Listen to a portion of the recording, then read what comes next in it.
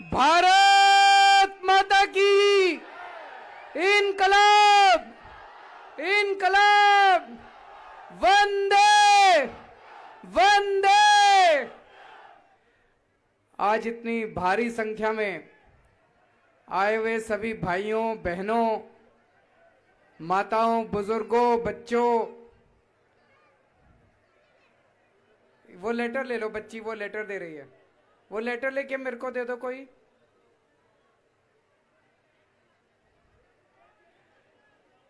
यहां पे आज आए हुए सभी भाइयों बहनों, माताओं, बुजुर्गों, बच्चों, सब लोगों को मेरा नमस्कार, सबको मेरा प्रणाम। दोस्तों, चुनाव के पहले मैं आया था आपके यहां, गली गली में घूमा था। आप लोग मेरे से नाराज थे। कई सारी सड़कें टूटी हुई थी, नालों में पानी बह रहा था,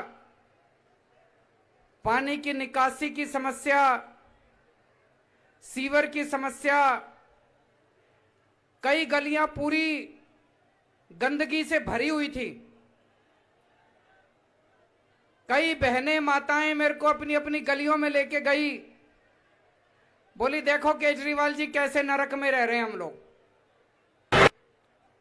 आप लोगों की नाराजगी बिल्कुल जायज थी। मैंने हाथ जोड़ के आपसे एक ही बात कही थी। मैंने कहा जी 5 साल पूरी दिल्ली में कई काम कराए, ये काम रह गया हमसे, लेकिन इस बार वोट देके जिता दो। मैं आपको वादा करता हूं, पूरी आपकी विधानसभा में, किराड़ी विधानसभा में जितना सीवर का काम, सड़कों का काम रह गया, सारा काम करा दूंगा। मैं आपको वादा करके गया था। मुझे बड़ी खुशी है, जितने लोग थे सबने मेरे को उस टाइम वादा किया था। बोले केजरीवाल जी आपकी जुबान पे भरोसा है, आप जो कहते हो करते हो, हम आपको वोट देके जिताएंगे, लेकिन जीतने के बाद हमारी सड़कें और सीवर बनवा देना। आपने अपना वादा पूरा करा, आपने जम के वोट दिया, किराड़ी विधानसभा से हमारे को जिताया। आज मैं अपना वादा पूरा करने के लिए आया हूं, आप लोगों के बीच में अपना वादा पूरा करने के लिए आया हूं। मैंने वादा किया था कि आप हमको वोट दे दोगे, हम आपके सीवर और सड़कें बनवा देंगे।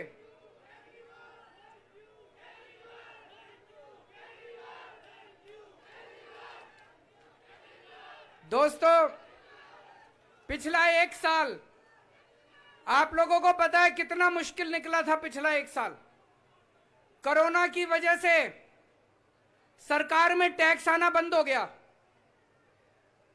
पिछले 1 साल बड़ी मुश्किल से गुजारे हमने सरकार के अंदर, बहुत मुश्किल से। सरकार में तनख्वाह देने के भी लाले पड़ गए थे एक बारी। एक तरफ तो टैक्स आना बंद हो गया, क्योंकि लोगों की रोजी रोटी बंद हो गई, दुकानें बंद हो गई, फैक्ट्रियां बंद हो गई, सरकार का टैक्स कहां से आएगा। और दूसरी तरफ सरकार का खर्चा भी बहुत बढ़ गया। कोरोना की वजह से लोगों का इलाज कराने का खर्चा, जब लॉकडाउन लगा था हमने जगह जगह 1 करोड़ लोगों को राशन बांटा था, जगह जगह लोगों के लिए खाने का इंतजाम करा था। जितने हमारे ऑटो वाले भाई हैं उनको 5-5 हजार रुपए महीना दिया था। काफी लोगों के लिए काम, तो खर्चे बढ़ गए थे सरकार के, आमदनी खत्म हो गई। ऐसे में मैंने जब अपने अफसरों को कहा, मैंने कहा भाई किराड़ी वालों का ये सीवर का काम कराना है, तो अफसर बोले जी पैसा नहीं है, ये सीवर का आपका जो काम हो रहा है ये बहुत बड़ा काम है, 500 करोड़ रुपए का खर्चा आ रहा है जी इसके ऊपर, 500 करोड़ रुपए का।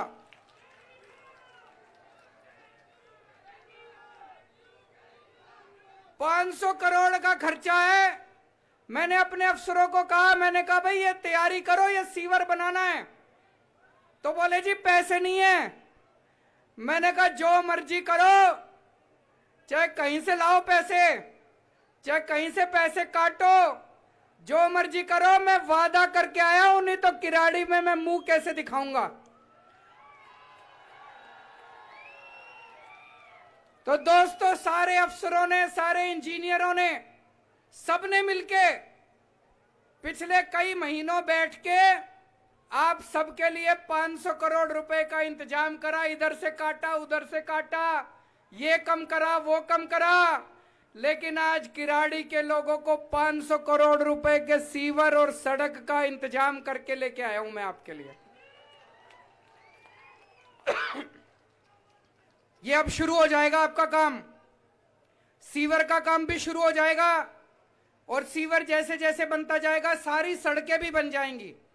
तो जितनी आपकी कच्ची गलियां, सड़कें जो जो रह गई, किराड़ी के अंदर गली गली में, घर घर में पानी तो पहुंचा दिया। अब पूरे किराड़ी विधानसभा में कोई घर नहीं बचेगा, कोई गली नहीं बचेगी जिसमें सीवर नहीं होगा और जिसमें सड़क अच्छी नहीं होगी, सारा बन जाएगा। लेकिन थोड़ा टाइम लगेगा। इसमें कागजों में तो लिखा है 4 साल लगेंगे। बहुत बड़ा काम है ये जी, एक तरह से सबसे बड़ा काम हो रहा है सीवर का। 4 साल लगेंगे कागजों में लिखा है। लेकिन मैं अभी अपने इंजीनियरों से बात कर रहा था बैठ के, उन्होंने कहा जी अगर जनता का सहयोग रहा तो 4 साल से बहुत कम टाइम में बना देंगे। आप सब लोगों के सहयोग की जरूरत है। जब आपकी गली में काम करने के लिए आए तो किसी तरह की अड़चन मत करना, सब लोग सहयोग करना। मेरी उम्मीद है कि 4 साल से काफी कम टाइम के अंदर हम इस काम को पूरा कर देंगे। और मैं उम्मीद करता हूं कि जल्दी इसका उद्घाटन भी करने के लिए आएंगे। आज तो एक तरह से आधारशिला रखने आए हैं, काम शुरू करने आए हैं। जब आपका सीवर चालू हो गया तो उस दिन भी आऊंगा मैं आपका उद्घाटन करने के लिए इस काम का। दोस्तों, पिछले 70 साल में कच्ची कॉलोनियों के अंदर जितना काम पिछले 5 साल में हुआ है, आज तक मेरे को नहीं लगता किसी भी पार्टी ने करा है। बात करनी बड़ी आसान होती है, काम करने में मेहनत लगती है, रात दिन एक करना पड़ता है। मेरे को याद है चुनाव के पहले ये बीजेपी वाले कह रहे थे ना, सारी कॉलोनियां पक्की कर दी, सबकी रजिस्ट्री कर दी। यहां इतने लोग हैं, किसी की रजिस्ट्री हुई हो तो बता देना जी। कोई एक आदमी की रजिस्ट्री हुई हो, कोई कॉलोनी पक्की हुई हो तो बता देना। चुनाव के 2 महीने पहले बोले सारों की रजिस्ट्री कर दी, सारों की कॉलोनियां पक्की कर दी। अब इनके पास जाओ तो शक्ल नहीं दिखाते, भाग गए सारे बीजेपी वाले। हम ऐसे नहीं हैं। हम जो कहते हैं वो करते हैं। हम अपनी जुबान के पक्के हैं, हम झूठ नहीं बोलते। इसलिए जनता को भरोसा है। इसलिए जब मैं किराड़ी विधानसभा में चुनाव के पहले आया, मेरे को पता है आप खूब नाराज थे मेरे से, लेकिन मैंने एक ही लाइन बोली। मैंने कहा जी वोट दे दो, जिता दो, आपके सीवर सड़क दोनों बनवा दूंगा। मेरी एक लाइन पे आपने भरोसा करके वोट दे दिया, इस बात का मैं शुक्रगुजार हूं। और आज मैं अपनी जुबान पूरी करने के लिए आया हूं। आगे भी भरोसा रखना, केजरीवाल जो कहता है वो करके दिखाता है। आज आप इतनी बड़ी संख्या में यहां मौजूद हैं। मैं आप लोगों से 2-3 बात और करना चाहता हूं। एक तो यह बताओ किस किस का बिजली का बिल 0 आता है, जरा हाथ खड़े कर दो। आपका भी सबका आता है, आपका भी सबका 0 आता है। वो पीछे वालों का आता है, नहीं आता? सबके बिजली के बिल 0 आते हैं जी। सबके बिजली के बिल 0 आ रहे हैं दिल्ली में। मेरे को याद है 2015 में हम जीते थे चुनाव। 2014 की गर्मियों में 7-7, 8-8 घंटे के पावर कट लगते थे। 7-7, 8-8 घंटे बिजली जाया करती थी। अब बिजली जाती है, 24 घंटे बिजली आती है, नहीं आती? 24 घंटे बिजली कर दी और मुफ्त बिजली कर दी। पूरा देश नहीं, पूरी दुनिया में कोई ऐसा शहर नहीं है जिसमें भाई साहब 24 घंटे बिजली आती हो और फ्री में बिजली आती हो। यकीन नहीं हो तो अपने उत्तर प्रदेश में, उत्तराखंड में, पंजाब में, हरियाणा में अपने यारों को, दोस्तों को फोन करके पूछ लेना। और दूर जाने की क्या जरूरत है, नोएडा में, गुड़गांव में, फरीदाबाद में फोन करके पूछ लेना उनके बिजली के बिल कितने आते हैं। पता चल जाएगा कि दिल्ली के अंदर आपकी सरकार ने करिश्मा करके दिखाया नहीं दिखाया। और ये दूसरी पार्टी वाले रोज मेरे को गालियां देते हैं, कहते हैं केजरीवाल ने बिजली फ्री क्यों कर रखी है, केजरीवाल पैसे क्यों लुटा रहा है, ये फ्री बिजली बंद होनी चाहिए। ये दूसरी पार्टी वाले, बीजेपी वाले, कांग्रेस वाले रोज मेरे को ताने देते हैं। मैं आपसे पूछना चाहता हूं, बिजली फ्री होनी चाहिए नहीं होनी चाहिए? जरा हाथ खड़े करके बता दो। और मैं बीजेपी कांग्रेस वालों को कहना चाहता हूं, जरा देख लो जनता क्या चाहती है। जनता चाहती है बिजली फ्री होनी चाहिए। ये रोज मेरे को गालियां देते हैं, विधानसभा में जाता हूं मेरे को गालियां देते हैं, कहते हैं दिल्ली में बिजली फ्री क्यों कर रखी है, केजरीवाल पैसे क्यों लुटा रहा है। यहां इतनी सारी बहनें आई हुई हैं, मैं बहनों से पूछना चाहता हूं, बसों में जाते हो, बस वाले पैसे तो नहीं मांगते, किराया तो नहीं मांगते? जरा हाथ खड़े कर देना सारी बहनें, कोई पैसे तो नहीं मांगता? फ्री हो रही है ना बसें? उस पे भी ये मेरे को गालियां देते हैं, उस पे भी ये बीजेपी वाले मेरे को गाली देते हैं, कहते बसें फ्री क्यों कर रखी है। मेरे पास एक छोटी बच्ची आई, कॉलेज में पढ़ती है, बोली अंकल मेरे पिताजी बहुत गरीब हैं, मेरे को कॉलेज में भर्ती नहीं करा रहे थे, कह रहे थे रोज तेरा आने जाने का खर्चा कौन देगा। कहती है अंकल केवल और केवल आपने चूंकि बस फ्री कर रखी है इसलिए आज मैं कॉलेज में पढ़ पा रही हूं, अगर आपने ये बस फ्री नहीं करी होती तो मैं कॉलेज की पढ़ाई नहीं कर सकती थी। पता नहीं कितनी ऐसी बेटियां हैं जिनकी कॉलेज की पढ़ाई आज ये फ्री बस के कारण हो पा रही है। एक अम्मा आई मेरे पास, सब्जी बेचने जाती है, बोली मैं बगल के बाजार में सब्जी बेचने जाया करती थी, लेकिन जब से आपने ये बस फ्री कर रखी है मैं अब अपना दूर बाजार जाती हूं बस में बैठ के, और मेरी ज्यादा कमाई होती है।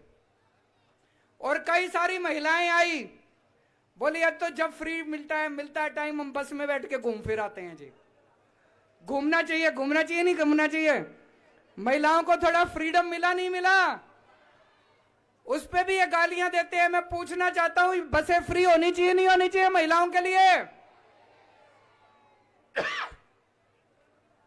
दोस्तों हमारे देश को, हमारा देश 1947 में आजाद हुआ था। अपने देश को आजाद हुए 75 साल हो गए। 75 साल पूरा होने पे जश्न मनाना चाहिए नहीं मनाना चाहिए? अपने को अपनी आजादी का जश्न मनाएंगे इस साल, अपनी आजादी को याद करेंगे। उसके लिए आपकी सरकार ने खूब सारे कार्यक्रम तय किए हैं। एक कार्यक्रम हमने तय किया है पूरी दिल्ली के अंदर। अच्छा एक चीज बताओ, जब भी हम अपने तिरंगे की तरफ देखते हैं, जब भी हम अपने झंडे की तरफ देखते हैं, एक मन में देशभक्ति की भावना आ जाती है। आती है नहीं आती है? दिल में कुछ कुछ होता है, दिल में तरंगे भर जाती है देशभक्ति की जब भी हम अपना झंडा देखते हैं। हमने तय किया है पूरी दिल्ली के अंदर जगह जगह खूब बड़े बड़े झंडे लगाएंगे, चारों तरफ झंडे लगाएंगे, ताकि जब सवेरे आप अपने घर से बाहर निकलो, अपने दफ्तर जाओ, अपने कॉलेज अपने स्कूल जाओ, कम से कम 4-5 बड़े बड़े झंडे रास्ते में देखने को मिले। जितनी बार झंडा देखने को मिलेगा आपके मन में देशभक्ति की भावना भर जाएगी। होएगा नहीं होएगा? ये विपक्षी पार्टी वाले कह रहे हैं कि झंडे नहीं लगने चाहिए। जब से मैंने अभी विधानसभा में ऐलान करा था, मैंने कहा 500 जगह पूरी दिल्ली में जगह जगह बड़े बड़े तिरंगे लगाएंगे, बड़े बड़े। कनॉट प्लेस गए हो आप लोग? कनॉट प्लेस में देखा है वो बहुत बड़ा तिरंगा लगा हुआ है, वैसा ही बड़ा तिरंगा उतने बड़े बड़े तिरंगे पूरी दिल्ली में लगाएंगे।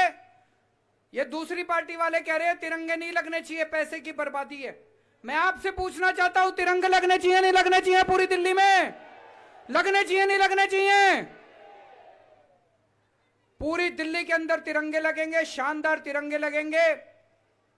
और एक चीज करने जा रहे हैं, हमारे स्कूल में बच्चों को फिजिक्स पढ़ाते हैं, मैथ पढ़ाते हैं, हिंदी पढ़ाते हैं, इंग्लिश पढ़ाते हैं, बायोलॉजी पढ़ाते हैं, ज्योग्राफी पढ़ाते हैं, देशभक्ति नहीं पढ़ाते।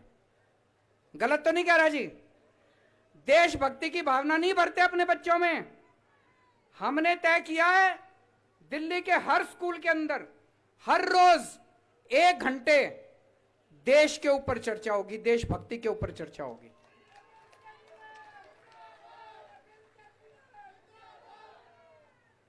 हमारे बच्चे जब स्कूल पूरा करके निकलेंगे, आज मैं आपको बता रहा हूं, एक एक बच्चा कट्टर देशभक्त होगा, अपनी भारत माता के लिए मरने कटने के लिए तैयार होगा जब वो अपने स्कूल से निकलेगा। ऐसे बच्चे तैयार करेंगे हम, ऐसे देशभक्त बच्चे तैयार करेंगे जो अपने स्कूल से जब निकलेंगे, कॉलेज से जब निकलेंगे, शिक्षा पूरी करके वो कट्टर देशभक्त भारत माता के लिए मरने कटने के लिए तैयार होंगे। हमने तय किया है भगत सिंह, शहीद आजम भगत सिंह, बाबा साहब अंबेडकर, इनके जो विचार थे, इनका जो पूरा जीवन था, इसको हम दिल्ली में घर घर में हर घर के अंदर लेके जाएंगे ताकि हर व्यक्ति देशभक्ति से ओतप्रोत हो, हर व्यक्ति को यह महसूस हो कि कितनी मुश्किल से हम लोगों को आजादी मिली थी। भगत सिंह ने, सुभाष चंद्र बोस ने कितनी बड़ी बड़ी कुर्बानियां दी थी, बाबा साहब अंबेडकर ने कितना संघर्ष किया था, तब हम लोगों को आजादी मिली थी। तो ये पूरा साल 75 साल आजादी के खूब जश्न के साथ आपके साथ मनाएंगे। और आखिरी बात आपसे करनी है जो सबसे जरूरी है, आज से 1.5 साल पहले सुप्रीम कोर्ट का आदेश आया था। सुप्रीम कोर्ट ने आदेश दिया था कि राम जन्मभूमि के ऊपर अयोध्या में राम मंदिर बनना चाहिए। राम मंदिर बनना चालू हो गया, साल 2 साल के अंदर राम मंदिर बन के तैयार हो जाएगा। आपसे पूछना चाहता हूं, चलोगे राम मंदिर देखने? कौन कौन चलेगा? हाथ खड़े करो। तो हमने प्लानिंग करी है, दिल्ली के अपने जितने बुजुर्ग हैं, जितने बुजुर्ग माताएं हैं, जितने बुजुर्ग अपने हैं, उन सभी बुजुर्गों को दिल्ली सरकार मुफ्त में रामलल्ला के दर्शन कराने के लिए अयोध्या लेके जाएगी। उनका आने का, जाने का, रहने का, खाने का सारा खर्चा दिल्ली सरकार देगी। मेरे को लगता है एक पुण्य तो होता है कि खुद दर्शन करके आने का, लेकिन सबसे ज्यादा पुण्य होता है दूसरों को दर्शन कराने का। दोस्तों, मेरे को किसी की परवाह नहीं है। ये दूसरी पार्टी वाले जितनी मर्जी गाली दें, ये दूसरी पार्टी वाले जो मर्जी कहें, जब तक आपका प्यार, आपका भरोसा, आपका विश्वास मेरे ऊपर है, मेरे को इस दुनिया में किसी ताकत की परवाह नहीं है। दोस्तों, आप इसी तरह से अपना भरोसा बनाए रखिए। आप और मैं मिलके, आपकी सरकार मिलके दिल्ली को और दिन दूने रात चौगुनी तरक्की करेंगे, मिलके तरक्की करेंगे और अपने भारत का नाम रोशन करेंगे। भारत माता की। बहुत बहुत धन्यवाद सर। और सर ने अपने उद्बोधन में यही कहा कि तन समर्पित, मन समर्पित और सब ये धन समर्पित, दिल्ली मेरी दूं तुझे क्या, और यह जीवन समर्पित। एक बार जोरदार तालियों से आप अभिनंदन करें आदरणीय मुख्यमंत्री महोदय का। और अब मेरा आप सबसे अनुरोध, अपने स्थान पर खड़े हो जाएं राष्ट्रगान के लिए। सभी लोग अपने स्थान पर खड़े हो जाएंगे सावधान की मुद्रा में और हम सब शामिल होंगे राष्ट्रगान में। जनगण मन अधिनायक जय हे भारत भाग्य विधाता।